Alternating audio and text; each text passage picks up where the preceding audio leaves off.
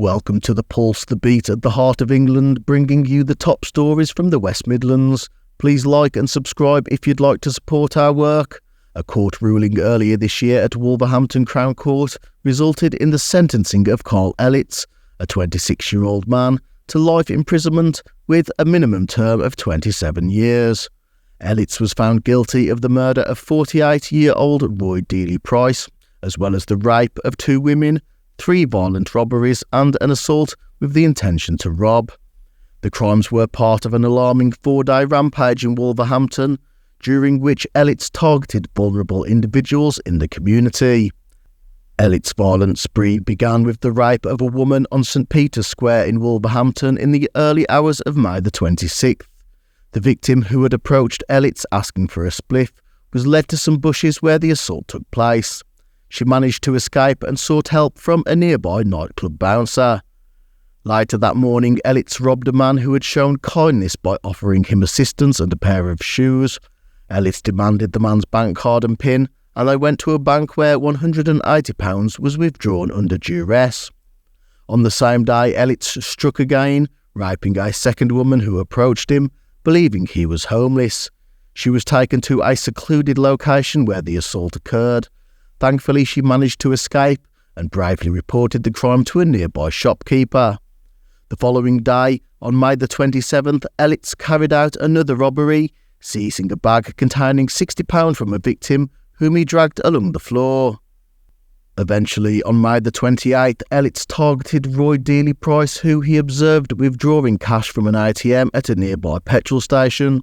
CCTV footage confirmed their interaction, followed by a physical altercation where Mr Dealey-Price was overpowered. Ellitts repeatedly kicked, stamped and assaulted Dealey-Price before leaving him unconscious on the street. He returned minutes later to continue the assault and eventually dragged the victim's body into a nearby bush, where he was discovered the next day. Investigators worked diligently on the case, collecting crucial CCTV evidence and interviewing witnesses. The evidence not only helped to convict Ellitts of Mr Dealey-Price's murder, but also shed light on the other crimes he had committed during his violent 4-day spree. Ellitts' capture was made possible through collaboration with the local community.